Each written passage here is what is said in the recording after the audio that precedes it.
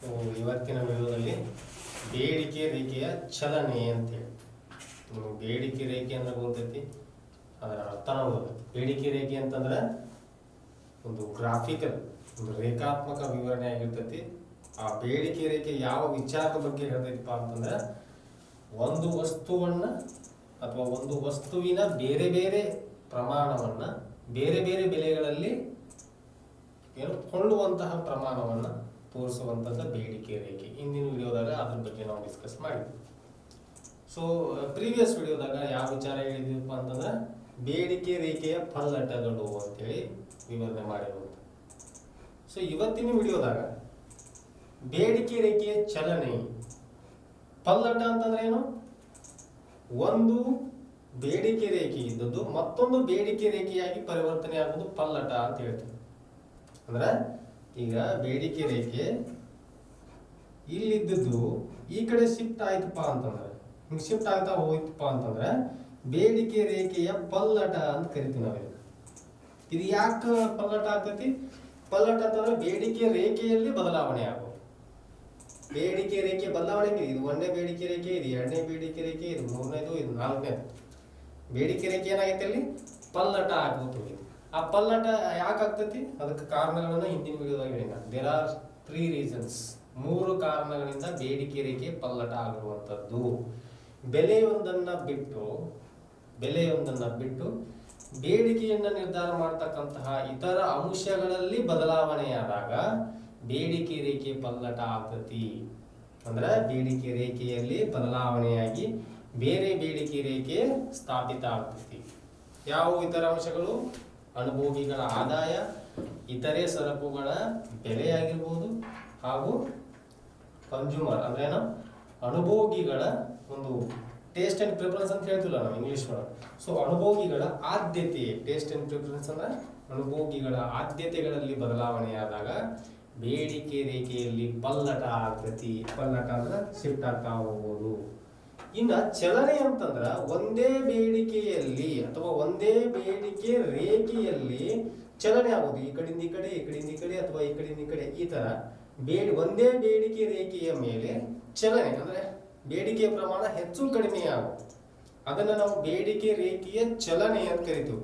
ಚಲನೆ ಅಂತಂದ್ರ ಬೇಡಿಕೆ ಹೆಚ್ಚಾಗೋದು, ಬೇಡಿಕೆ ಕಡಿಮೆ ಆಗೋದು. ಯಾಕೆ ಬೇಡಿಕೆ ಹೆಚ್ಚು ಕಡಿಮೆ ಆಗ್ತೈತಪ್ಪ ಅಂತಂದ್ರೆ ಇತರ ಅಂಶಗಳು ಸ್ಥಿರವಾಗಿದ್ದು ಬೆಲೆಯಲ್ಲಿ ಬದಲಾವಣೆ ಆಯ್ತಪ್ಪ ಅಂತಂದ್ರೆ ಬೇಡಿಕೆ ರೇಖೆಯ ಚಲನೆ ಆಗ್ತೈತಿ. ಅಂದ್ರ ಬೇಡಿಕೆ ಹೆಚ್ಚು ಕಡಿಮೆ ಆಗ್ತತಿ. ಒಂದು ನೀವು ವಿಚಾರ ನೆನಪಿಟ್ಕೋರಿ, ಬೇಡಿಕೆ ರೇಖೆಯ ಪಲ್ಲಟ ಮತ್ತು ಬೇಡಿಕೆ ರೇಖೆಯ ಚಲನೆಗಿರೋದು ಒಂದೇ ಡಿಫರೆನ್ಸ್ ಏನಪ್ಪಾ ಅಂತಂದ್ರ ಬೇಡಿಕೆ ರೇಖೆಯ ಪಲ್ಲಟದಲ್ಲಿ ಬೇರೆ ಬೇರೆ ಬೇಡಿಕೆ ರೇಖೆಗಳಿರ್ತಾವ, ಆದ್ರೆ ಬೇಡಿಕೆ ರೇಖೆಯ ಚಲನೆ ಎನ್ನುವಂತ ಕಾನ್ಸೆಪ್ಟ್ ಒಳಗೆ ಒಂದೇ ಬೇಡಿಕೆ ರೇಖೆ ಇರ್ತೈತಿ. ಆ ಒಂದು ಬೇಡಿಕೆ ರೇಖೆಯಲ್ಲಿ ಬೇಡಿಕೆಯ ಪ್ರಮಾಣ ಹೆಚ್ಚು ಕಡಿಮೆ ಆಗ್ತಾ ಇರ್ತೈತಿ. ಹೌದಾ? ಬೇಡಿಕೆಯ ಪ್ರಮಾಣ, ಇದು ಒಂದೇ ಬೇಡಿಕೆ ರೇಖೆ, ಈ ಒಂದೇ ಬೇಡಿಕೆಯ ರೇಖೆ ಮೇಲೆ ಬೇಡಿಕೆಯ ಪ್ರಮಾಣ ಹೆಚ್ಚು ಕಡಿಮೆ ಆಗ್ತಾ ಇರ್ತೈತಿ. ಆದ್ರೆ ಪಲ್ಲಟ ಒಳಗೆ ಹಂಗಿರಂಗಿಲ್ಲ, ಬೇರೆ ಬೇಡಿಕೆ ರೇಖೆ ಬರ್ತೈತಿ. ಬೇರೆ ಬೇಡಿಕೆ ರೇಖೆ ಯಾಕೆ ಆಗ್ತೈತಪ್ಪ ಅಂತಂದ್ರ ಬೆಲೆಯೊಂದನ್ನ ಬಿಟ್ಟು ಇತರ ಅಂಶಗಳು ಯಾವ್ಯಾವ ಬೇಡಿಕೆಯನ್ನು ನಿರ್ಧರಿಸುವಂತ ಇತರ ಅಂಶಗಳು, ಆ ಅಂಶಗಳಲ್ಲಿ ಬದಲಾವಣೆಯಾದಾಗ ಬೇಡಿಕೆ ರೇಖೆಯ ಪಲ್ಲಟ ಆಗ್ತೈತಿ. ಯಾವ್ಯಾವ ಅಂಶಗಳು? ಒಂದು ವೇಳೆ ಅನುಭೋಗಿಯ ಆದಾಯ ಅಧಿಕವಾದಾಗ ಬೇಡಿಕೆ ರೇಖೆ ಬಲಕ್ಕೆ ಪಲ್ಲಟ ಆಗ್ತೈತಿ. ಅಥವಾ ಟೇಸ್ಟ್ ಅಂಡ್ ಪ್ರಿಫರೆನ್ಸ್ ಅಂದ್ರೆ ಅನುಭೋಗಿಯ ಆದ್ಯತೆಗಳು ಅಥವಾ ಆದ್ಯತೆ, ಯಾವುದೇ ಒಂದು ಸರಕಿಗೆ ಅವನ ಆದ್ಯತೆ ಇತ್ತಪ್ಪ ಅಂತಂದ್ರ ಬಲಕ್ಕೆ ಶಿಫ್ಟ್ ಆಗ್ತೈತಿ. ಅದ್ರ ಜೊತೆಗೆ ಈ ಇತರ ಸರಕುಗಳ ಬೆಲೆಗಳಲ್ಲಿ ಏನಾದ್ರೂ ಬದಲಾವಣೆ ಆಯ್ತಪ್ಪ ಅಂತಂದ್ರೂ ಕೂಡ ಬೇಡಿಕೆ ರೇಖೆಯಲ್ಲಿ ಬದಲಾವಣೆ ಆಗುವಂತ ವಿಚಾರ. ಸೊ ಇಲ್ಲಿ ನಾವು ಡಿಸ್ಕಸ್ ಮಾಡತಕ್ಕಂತ ಪ್ರಮುಖವಾದ ವಿಚಾರ ಯಾವ್ದಪ್ಪ ಅಂತಂದ್ರೆ ಬೇಡಿಕೆ ರೇಖೆಯ ಚಲನೆ ಅಂತಂದ್ರೆ ಒಂದೇ ಬೇಡಿಕೆ ರೇಖೆ ಇರ್ತೈತಿ. ಆ ಬೇಡಿಕೆ ರೇಖೆಯ ಮೇಲೆ ಬೇಡಿಕೆಯ ಪ್ರಮಾಣ ಹೆಚ್ಚು ಕಡಿಮೆ ಆಗ್ತಕ್ಕಂಥದ್ದು. ಸೊ ಇಲ್ಲಿ ಯಾಕೆ ಹೆಚ್ಚು ಕಡಿಮೆ ಆಗ್ತೈತಿ? ಬೇಡಿಕೆಯ ಪ್ರಮಾಣ ಯಾಕೆ ಹೆಚ್ಚು ಕಡಿಮೆ ಆಗ್ತೈತಿ ಅನ್ನೋದಕ್ಕೆ ಕಾರಣ ಬೆಲೆಯಲ್ಲಿ ಆಗುವಂತಹ ಬದಲಾವಣೆಗಳು. ಓಕೆ, ಈ ಬೆಲೆಯಲ್ಲಿ ಯಾಕೆ ಬದಲಾವಣೆ ಆಗ್ತೈತಪ್ಪ ಅಂತಂದ್ರೆ there are 3 reasons for why demand changes. ಅಂದ್ರೆ ಬೇಡಿಕೆ ಯಾಕೆ ಬದಲಾವಣೆ ಆಗ್ತೈತಪ್ಪ ಅಂತಂದ್ರೆ ಆ 3 ಸಂಗತಿಗಳನ್ನ ಬಿಟ್ಟು, ನಾನು ನಿಮ್ಗೆ ಹೇಳಿದ್ನಲ್ಲ, ಅನುಭೋಗಿಗಳ ಆದಾಯ, ಅನುಭೋಗಿಯ ಆದ್ಯತೆಗಳು, ಅದರ ಜೊತೆಗೆ ಇತರ ಸರಕುಗಳ ಬೆಲೆ, ಆ ಮೂರು ಏನಾದರೂ ಸ್ಥಿರವಾಗಿದ್ದು ಅಂತಂದ್ರೆ if they are constant, then change in the price will lead to change in the demand. ಆ ಮೂರು ಸಂಗತಿಗಳು ಸ್ಥಿರವಾಗಿದ್ದಾಗ ಒಂದು ವೇಳೆ ಬೆಲೆಯಲ್ಲಿ ಬದಲಾವಣೆ ಆಯ್ತಪ್ಪ ಅಂತಂದ್ರೆ so that will lead to change in the demand. So ಈಗ ನೋಡ್ರಿ ಫಸ್ಟಿಗೆ ಇದು ಏನಂತ ನಾವು ಬೇಡಿಕೆ ರೇಖೆಯ ಚಲನೆ ಅಂತ ಕರಿತೀವಿ. ಯಾಕೆ ಚಲನೆ ಆಗೈತಿಪ್ಪ ಅಂತಂದ್ರೆ ಈಗ ನೋಡ್ರಿ ಫಸ್ಟಿಗೆ ಬೆಲೆ ಪಿ ಐತಿ, the price of a good is P. At the price P, consumer is purchasing OQ units of gold.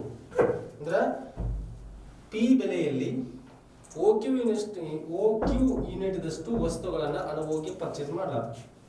So ಈಗ ನಾನು ಕೇಳಿ ನಿಮಗ ಬೆಲೆಯಲ್ಲಿನ ಬದಲಾವಣೆಯಿಂದ ಇತರೆ ಸಂಗತಿಗಳು ಸ್ಥಿರವಾಗಿದ್ದಾಗ ಬೆಲೆ ಏನಾದರೂ ಬದಲಾವಣೆ ಆಯ್ತಪ್ಪ ಅಂತಂದ್ರೆ ಬೇಡಿಕೆ ರೇಖೆಯ ಮೇಲೆ ಬೇಡಿಕೆಯ ಪ್ರಮಾಣ ಚಲನೆ ಆಗ್ತತಿ ಅಂತ. ಈಗ ಅದಾಗತೈತಿ ನೋಡ್ರಿ, ಪಿ ಬೆಲೆ ಇದ್ದಾಗ OQ ಯೂನಿಟ್ ದಷ್ಟು ವಸ್ತುಗಳನ್ನ ತಗೊಂಡಾನ, ಪಿ ಬೆಲೆ ಇದ್ದು P1 ಹೆಚ್ಚಾಗ್ತತಿ. The price of gold will increase from P to P1, then demand must decrease. ಅಂದ್ರೆ ಬೇಡಿಕೆಯ ಪ್ರಮಾಣ ಕಡಿಮೆ ಆಗಬೇಕಲ್ಲಿ. Q ದಿಂದ Q1 ಗೆ ಬೇಡಿಕೆಯ ಪ್ರಮಾಣ ಕಡಿಮೆ ಆಯ್ತು ಅಂದ್ರೆ ಇಲ್ಲಿ ಮೂವ್ಮೆಂಟ್ ಆಗತೈತಿ ನೋಡಿ. ಈಗ ಬೇಡಿಕೆ ಇಲ್ಲಿದ್ದದ್ದು ಇಲ್ಲಿ ಹೋತು ಅಂದ್ರೆ ಇಲ್ಲಿದ್ದದ್ದು ಇಲ್ಲಿ ಹೋತಿ, ಬೇಡಿಕೆ ಪ್ರಮಾಣ ಇಲ್ಲಿದ್ದದ್ದು ಇಲ್ಲಿ ಬಂತು. ಓಕೆ, ಅಂದ್ರೆ ಚಲನೆ ಆಗತೈತಿ, ಮೂವ್ಮೆಂಟ್ ಆಗತೈತಿ. ಓಕೆ, ಮತ್ತೇನಾಯ್ತಪ್ಪ ಅಂತಂದ್ರ ಬೆಲೆ ಬಹಳಷ್ಟು ಕಡಿಮೆ ಆಯ್ತು. P1 ದಿಂದ ಡೈರೆಕ್ಟ್ P2 ದಷ್ಟು ಬೆಲೆ ಕಡಿಮೆ ಆಯ್ತು. P2 ದಷ್ಟು ಬೆಲೆ ಕಡಿಮೆ ಆಗೋಣ, ಬೇಡಿಕೆ ಪ್ರಮಾಣ ಏನಾಯ್ತು ಹೆಚ್ಚಿಗೆ ಆಯ್ತು. ಓಕೆ, OQ2 ದಷ್ಟು ಬೇಡಿಕೆಯ ಪ್ರಮಾಣ ಹೆಚ್ಚಾಯ್ತು. ಅಂದ್ರೆ ಇಲ್ಲಿ ಏನ್ ಹೇಳಕ್ ತೋರಿಸ್ಲಾತೈತಪ್ಪ ಅಂತಂದ್ರ ನಾವು ಯಾವುದೇ ಒಂದು ವಸ್ತುವಿನ ಬೆಲೆಯಲ್ಲಿ ಬದಲಾವಣೆ ಆದಾಗ ಇತರ ಸಂಗತಿಗಳು ಸ್ಥಿರವಾಗಿದ್ದು ಅಂತಂದ್ರ ಬೇಡಿಕೆಯ ಪ್ರಮಾಣ ಒಂದೇ ಬೇಡಿಕೆ ರೇಖೆಯ ಮೇಲೆ ಚಲನೆ ಆಗ್ತತಿ, ಮೂವ್ಮೆಂಟ್ ಆಗ್ತತಿ ಅನ್ನೋದನ್ನ ನೆನಪಲ್ಲಿ ಇಟ್ಕೋರಿ. ಸೊ ಇದಿಷ್ಟು ಬೇಡಿಕೆ ರೇಖೆಯ ಚಲನೆಯನ್ನ ಕುರಿತಾದಂತಹ ವಿಚಾರ. ಸೊ ಮುಂದಿನ ವಿಡಿಯೋದಾಗ ಇನ್ನೊಂದು ಪ್ರಮುಖವಾದಂತಹ ವಿಚಾರ ಏನಪ್ಪಾ ಅಂತಂದ್ರೆ ಮಾರುಕಟ್ಟೆ ಬೇಡಿಕೆ ಅನ್ನುವಂತ ವಿಚಾರವನ್ನ ಡಿಸ್ಕಸ್ ಮಾಡೋಣ. Thank you. ಹಾಯ್ ಎವ್ರಿವನ್, ಇವತ್ತಿನ ವಿಡಿಯೋದಾಗ ಮಾರುಕಟ್ಟೆ ಬೇಡಿಕೆ ಈ ಒಂದು ವಿಚಾರದ ಬಗ್ಗೆ ಡಿಸ್ಕಸ್ ಮಾಡೋಣ. ನಿಮಗೆ ಈಗ ಆಲ್ರೆಡಿ ಗೊತ್ತಿರುವಂಥದ್ದು ಬೇಡಿಕೆ ಅಂತಂದ್ರೆ ಏನು ಅಂತ. ಸೊ ಬೇಡಿಕೆ ಅಂತಂದ್ರೆ ಒಂದು ನಿರ್ದಿಷ್ಟ ಬೆಲೆಯಲ್ಲಿ ಒಂದು ನಿರ್ದಿಷ್ಟವಾದಂತಹ ಸಮಯದಲ್ಲಿ ಒಂದು ವಸ್ತುವಿನ ಎಷ್ಟು ಘಟಕ ಅಥವಾ ಎಷ್ಟು ಪ್ರಮಾಣವನ್ನು ನಾವು ಪರ್ಚೇಸ್ ಮಾಡ್ತೀವಿ ಅನ್ನುವಂಥದ್ದನ್ನು ನಾವು ಬೇಡಿಕೆ ಅಂತ ಕರಿತೀವಿ. ಹಂಗಾದ್ರೆ ಮಾರುಕಟ್ಟೆ ಬೇಡಿಕೆ ಅಂತಂದ್ರೆ ಮಾರುಕಟ್ಟೆ ಬೇಡಿಕೆ ಅಂದ್ರೆ ಒಟ್ಟು ಬೇಡಿಕೆ ಅಂತ ನಾವು ಹೇಳ್ಬೋದು. ಒಂದು ವಸ್ತುವಿಗಿರುವಂತಹ ಒಂದು ಬೇಡಿಕೆ ಅಂದ್ರೆ ಒಟ್ಟು ಬೇಡಿಕೆಯನ್ನ ನಾವು ಮಾರುಕಟ್ಟೆ ಬೇಡಿಕೆ ಅಂತ ಕರಿಬೋದು. ಅಂದ್ರೆ ಈಗ ಒಂದು ಎಕ್ಸಾಂಪಲ್ ಹೇಳ್ಬೇಕಂತಂದ್ರೆ ನಮ್ಮ ಅಥಣಿನ ಒಂದು ಮಾರುಕಟ್ಟೆ ಅಂತ ನಾವು ಅನ್ಕೊಂಡಿವಿ ಅಂತಂದ್ರೆ ನಮ್ಮ ಅಥಣಿ ಪಟ್ಟಣದಲ್ಲಿ ಇರ್ತಕ್ಕಂತಹ ಆಪಲ್ ಅಥವಾ ಸೇಬು ಹಣ್ಣುಗಳಿಗಿರುವಂತಹ ಒಟ್ಟು ಬೇಡಿಕೆ ಎಷ್ಟು ಅನ್ನೋದೇ ಮಾರುಕಟ್ಟೆ ಬೇಡಿಕೆ. ಹಾಗಾದ್ರೆ ಒಟ್ಟು ಬೇಡಿಕೆಯನ್ನು ನಾವು ಹೆಂಗೆ ಕಂಡುಹಿಡಿತೀವಿ? ನಮ್ಮ ಅಥಣಿ ಪಟ್ಟಣದಲ್ಲಿ ಇರ್ತಕ್ಕಂತಹ ಸೇಬು ಹಣ್ಣಿನ ಒಟ್ಟು ಬೇಡಿಕೆಯನ್ನು ನಾವು ಹೆಂಗೆ ಕಂಡುಹಿಡಿತೀವಿ ಅಂತಂದ್ರೆ ಪ್ರತಿಯೊಬ್ಬ ವ್ಯಕ್ತಿಯ ಬೇಡಿಕೆಯನ್ನು ನಾವು ಪರಿಗಣಿಸಬೇಕಾಗ್ತತಿ. ಅಂದ್ರೆ ಸೇಬು ಹಣ್ಣಿಗಿರ್ತಕ್ಕಂತಹ ಪ್ರತಿಯೊಬ್ಬ ವ್ಯಕ್ತಿಯ ಬೇಡಿಕೆಯನ್ನ ಪರಿಗಣಿಸಿ ನಾವು ಒಟ್ಟು ಬೇಡಿಕೆಯನ್ನ ಕಂಡುಹಿಡಿಬಹುದು. ಮಾರುಕಟ್ಟೆ ಬೇಡಿಕೆ ಅಂತಂದ್ರೆ ಬಹಳ ಸರಳ ಅರ್ಥ ಮಾಡ್ಕೊಳ್ಳಾಕ. ಮಾರುಕಟ್ಟೆ ಬೇಡಿಕೆ ಅಂತಂದ್ರೆ ಒಟ್ಟು ಒಂದು ವಸ್ತುವಿಗಿರುವಂತಹ ಅಥವಾ ಒಂದು ಸರಕಿಗಿರುವಂತಹ ಒಟ್ಟು ಬೇಡಿಕೆ, ಅದನ್ನ ನಾವು ಮಾರುಕಟ್ಟೆ ಬೇಡಿಕೆ ಅಂತ ಕರಿತೀವಿ. ಒಂದು ಉದಾಹರಣೆ ನೋಡು, 3 ಜನ ಅನುಭೋಗಿಗಳದಾರ ಅಂತ ಅನ್ಕೊಳ್ಳಿ. ಅವ್ರ ಹೆಸರೇನು ABC. 3 ಜನ ಅನುಭೋಗಿಗಳದಾರು. 3 ಜನ ಇರಂಗಿಲ್ಲ, ಬಟ್ ಒಂದು ಉದಾಹರಣೆ ಮೂಲಕ ನಿಮ್ಗೆ ತಿಳಿಸ್ಕೊಡು. ನಮ್ಮ ಅಥಣಿ ಪಟ್ಟಣದಲ್ಲಿ ಕೇವಲ 3 ಜನ ಆದೀವ ಅಂತ ತಿಳ್ಕೊ. ಹೌದಾ? ಆ 3 ಜನರು ಏನ್ ಮಾಡ್ತಾರಂದ್ರ ಸೇಬು ಹಣ್ಣನ್ನ ಖರೀದಿ ಮಾಡ್ತಾರ. ಅಂದ್ರ 3 ಜನ ಅದಾರ, ಟೋಟಲ್ ಇರಾರನ 3 ಜನ ಅದಾರ ತಂದ್ಕೊಳ್ಳೋಣ. ಅಥಣಿ ಪಟ್ಟಣದೊಳಗೆ ಇರಾವರಣ 3 ಜನ ಅದಾರ. ಸೊ ಆ 3 ಜನ ಅನ್ನೋದು ಒಂದು ಒಟ್ಟು ಬೇಡಿಕೆ. ಆ 3 ಜನರ ಬೇಡಿಕೆಯನ್ನು ನಾವು ಲೆಕ್ಕ ಹಾಕಿದೀವಿ ಅಂದ್ರೆ ಅದು ಒಟ್ಟು ಬೇಡಿಕೆ ಆಗುತ್ತೆ. ಈ 3 ಜನ ಅದಾರ.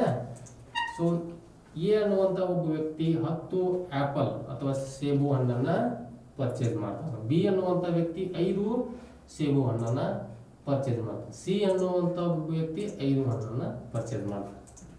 ಸೊ ಇಲ್ಲಿ ಒಟ್ಟು ಬೇಡಿಕೆ ಸೇಬು ಹಣ್ಣಿಗಿರುವಂತಹ ಒಟ್ಟು ಬೇಡಿಕೆ ಎಷ್ಟಾಯ್ತಪ್ಪ ಅಂತಂದ್ರೆ 26. ಇದನ್ನ ನಾವು ಮಾರುಕಟ್ಟೆ ಬೇಡಿಕೆ ಅಂತ ಕರೀತೀವಿ. ಅಂದ್ರೆ ಒಂದು ನಿರ್ದಿಷ್ಟವಾದ ಮಾರುಕಟ್ಟೆಯಲ್ಲಿ ಒಂದು ವಸ್ತುವಿಗಿರುವಂತಹ ಒಟ್ಟು ಬೇಡಿಕೆ ಅದನ್ನ ಮಾರುಕಟ್ಟೆ ಬೇಡಿಕೆ ಅಂತ ನಾವು ಕರಿತೀವಿ.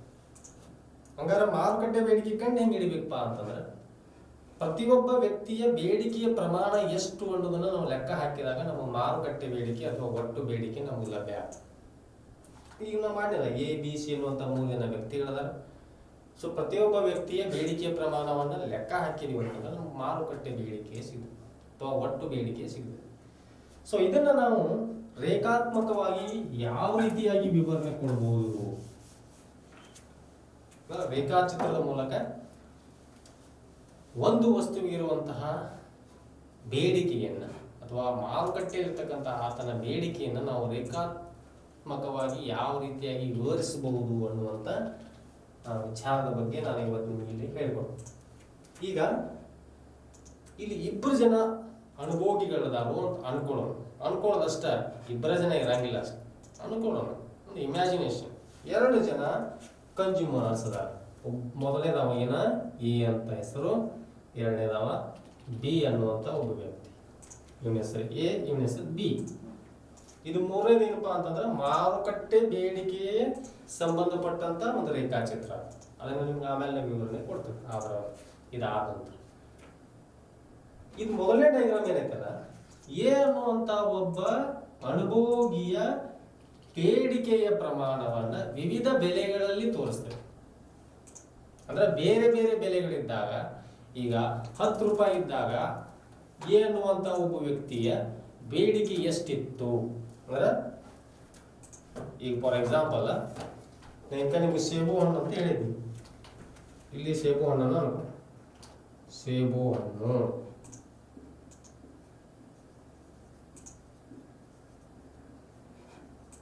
ಸೇಬು ಹಣ್ಣು ಅಂತ ಅನ್ಕೊಂಡ್ವಿ ಅಂತಂದ್ರೆ ಬಹಳ ಸರಳ ಐತಿ ಅಂಡರ್ಸ್ಟ್ಯಾಂಡ್ ಮಾಡಿ.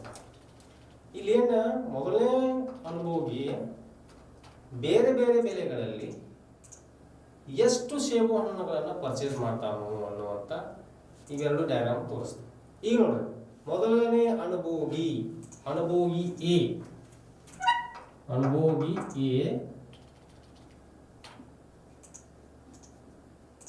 ಅನುಭೋಗಿ ಎ ಬಂದ್ಬಿಟ್ಟು ಪಿ ಬೆಲೆ, ಓ ಪಿ ಅಂದ್ರೆ ಇದು ಓ ಪಿ ಬೆಲೆ ಒಳಗ ಇಷ್ಟು ಬೆಲೆ ಐತಿ. ಬೆಲೆ ಎಷ್ಟೈತಿ? ಸೇಬು ಹಣ್ಣಿನ ಬೆಲೆ, ಸೇಬು ಹಣ್ಣಿನ ಬೆಲೆ ಬಂದು ಓ ಪಿ ದಷ್ಟು ಬೆಲೆ ಇದ್ದಾಗ, ಮೊದಲೇ ಅನುಭೋಗಿನ ಇದು, ಓ ಪಿ ದಷ್ಟು ಬೆಲೆ ಇದ್ದಾಗ ಅನುಭೋಗಿ ಎಷ್ಟು ಸೇಬು ಹಣ್ಣು ತಗೋತಾನು? OQ1 ಯೂನಿಟ್ ದಷ್ಟು ಸೇಬು ಹಣ್ಣನ್ನ ತಗೋತಾನು. ಓ ಪಿ ಬೆಲೆಯಲ್ಲಿ OQ1 ದಷ್ಟು ಸೇಬು ಹಣ್ಣನ್ನ ತಗೊಳ್ಳೋದು ಅಂದ್ರೆ ಖರೀದಿ ಮಾಡ್ತಾನು, ಖರೀದಿ ಮಾಡುವನು. ಈಗ ಇದೇ ಬೆಲೆ ಒಳಗ ಅಂದ್ರ ಓ ಪಿ ಬೆಲೆ ಒಳಗನ ಎರಡನೇ ಅನುಭೋಗಿ ಅಂದ್ರೆ ಅನುಭೋಗಿ ಬಿ, ಓ ಪಿ ಬೆಲೆ ಒಳಗ ಅನುಭೋಗಿ ನೋಡ್ರಿ, ಅನುಭೋಗಿ ಬಿ, ಅನುಭೋಗಿ ಬಿ ಓ ಪಿ ಬೆಲೆ ಒಳಗ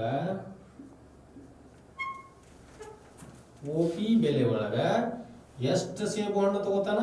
OQ-1 ದಷ್ಟು, OQ-1 ದಷ್ಟು ಸೇಬು ಹಣ್ಣನ್ನ ಖರೀದಿ ಮಾಡ್ತಾನ. ಈಗ ಅರ್ಥ ಆಯ್ತು ಅನಿಸ್ಕೊಂಡು.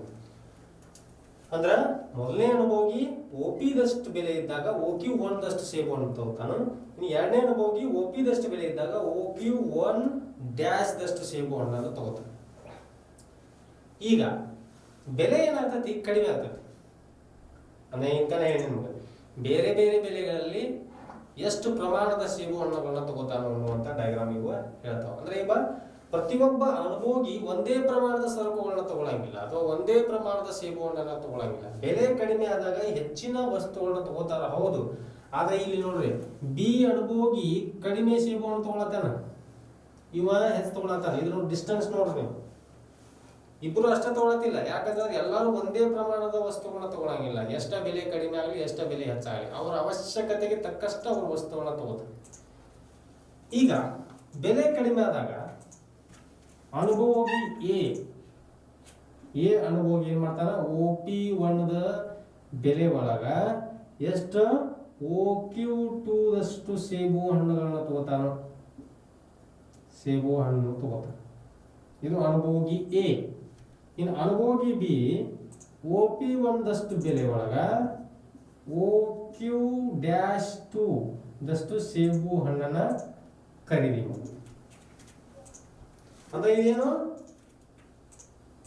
ನಾವು ಏನ್ ಲೆಕ್ಕ ಹಾಕತ್ತೀವಿ ಅಂತಂದ್ರೆ, ಈಗ ನಾವು ಲೆಕ್ಕ ಹಾಕೋ ವಿಚಾರ ಏನು ಈಗ ಅಂತಂದ್ರ, ಮಾರುಕಟ್ಟೆ ಬೇಡಿಕೆ ಯಾವ ಸರಕಿಗೆ ಸೇಬು ಹಣ್ಣಿಗಿರುವಂತಹ ಮಾರುಕಟ್ಟೆ ಬೇಡಿಕೆನ ಲೆಕ್ಕ ಹಾಕತ್ತಿದೀವಿ ಅಂತಂದ್ರ, ಒಟ್ಟು ಬೇಡಿಕೆ ಸೇಬು ಹಣ್ಣುಗಳಿಗಿರುವಂತಹ ಒಟ್ಟು ಬೇಡಿಕೆನ ಲೆಕ್ಕ ಹಾಕತ್ತಿದೀವಿ ನಾವು.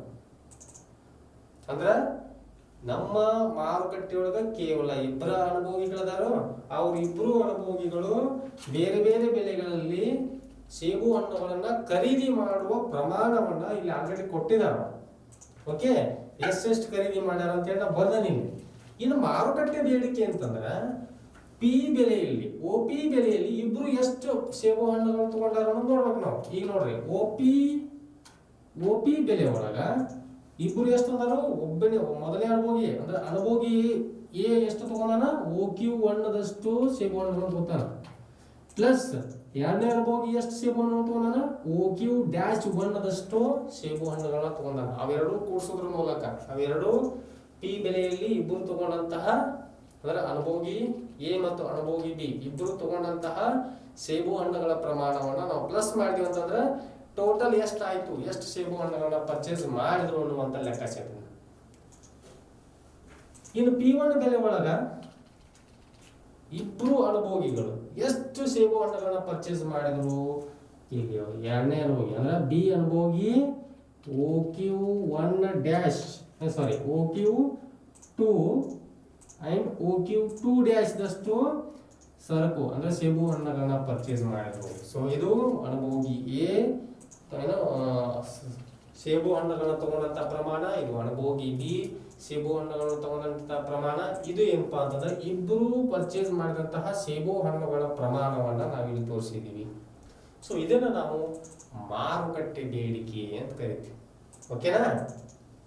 ಮಾರುಕಟ್ಟೆ ಬೇಡಿಕೆ ಅಂತಂದ್ರೆ ಒಟ್ಟು ಬೇಡಿಕೆ, ಒಂದು ಸರಕಿಗೆ ಇರುವಂತಹ ಒಟ್ಟು ಬೇಡಿಕೆಯನ್ನ ನಾವು ಮಾರುಕಟ್ಟೆ ಬೇಡಿಕೆ ಅಂತ ಕರಿತೀವಿ. ಓಕೆ, ಇದು ಈ ವಿಚಾರಕ್ಕೆ ಸಂಬಂಧಪಟ್ಟಂಗೆ ಏನಾದ್ರು ಡೌಟ್ ಇದ್ರೆ ನನಗೆ ಮೆಸೇಜ್ ಮಾಡಿ.